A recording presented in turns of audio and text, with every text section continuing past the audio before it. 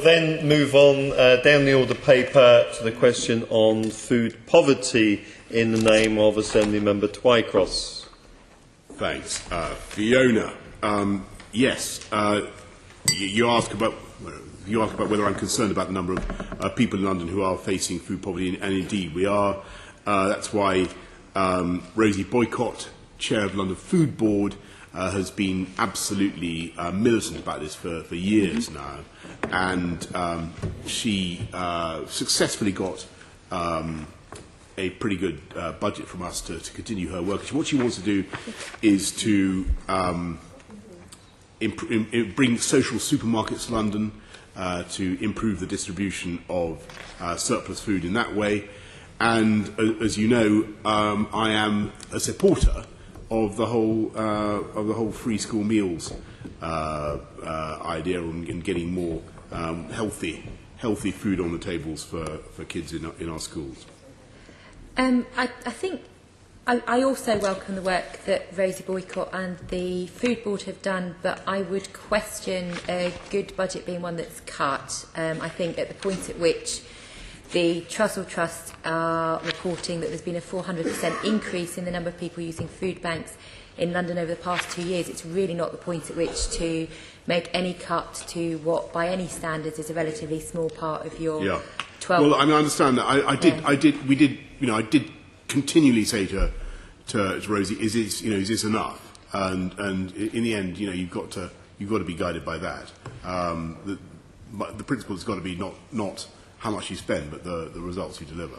No, I agree, but with 400% increase in the number of people using food banks, I'd question whether the results for the people who are having to resort to food banks are actually quite meeting the need at the moment. And I think when we see some of the impact of things like the social supermarkets, which I agree are a good move, I think that we need to look at what more can be done for for example, 63,000 people, including 24,500 children relying on food banks in the first 8 months of this year, which I am sure you would agree with me, it's an embarrassment in the 6th wealthiest city in the world. So just say, are you embarrassed about this, and what more are you personally going to do? I'm very concerned about what's happening with food banks, with levels of poverty generally in London.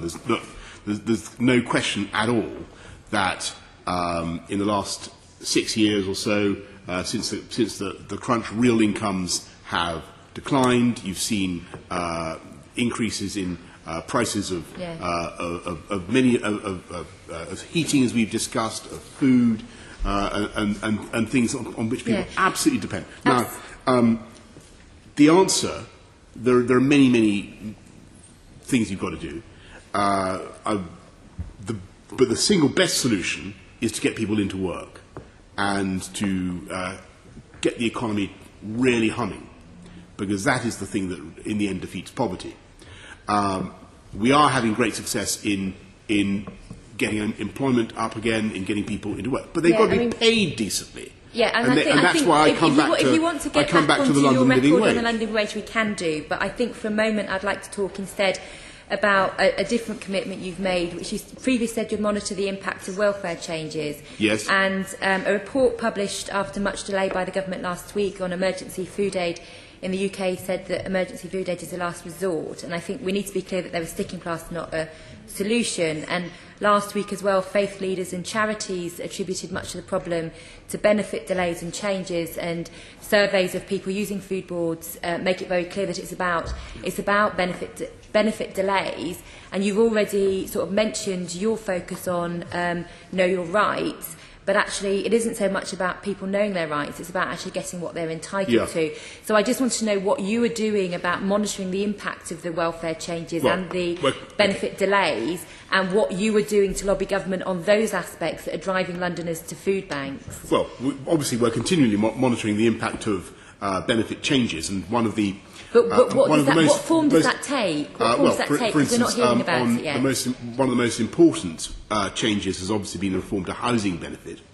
And if you remember a few years ago now, there were predictions of huge convoys of people fleeing London or fleeing the places they were living being driven into other accommodation elsewhere in huge numbers.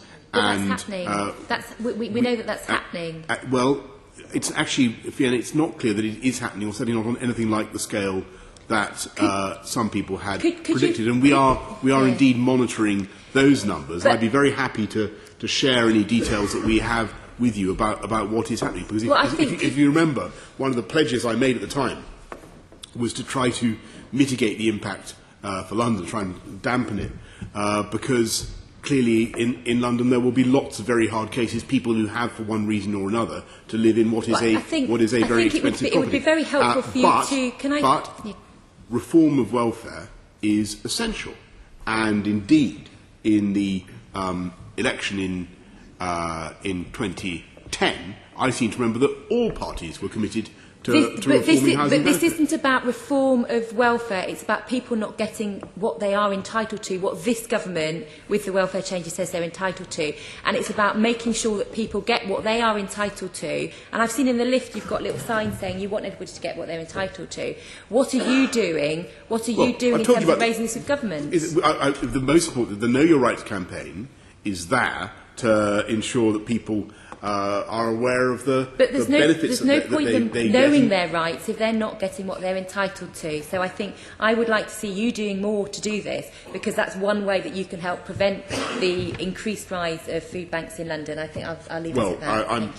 I'm obviously, Fiona is right that it is part of our general job to make sure people do claim what they deserve and get, and that they get it, and we do that through the Know Your Rights campaign and supporting boroughs in that work. Thank you very much. We then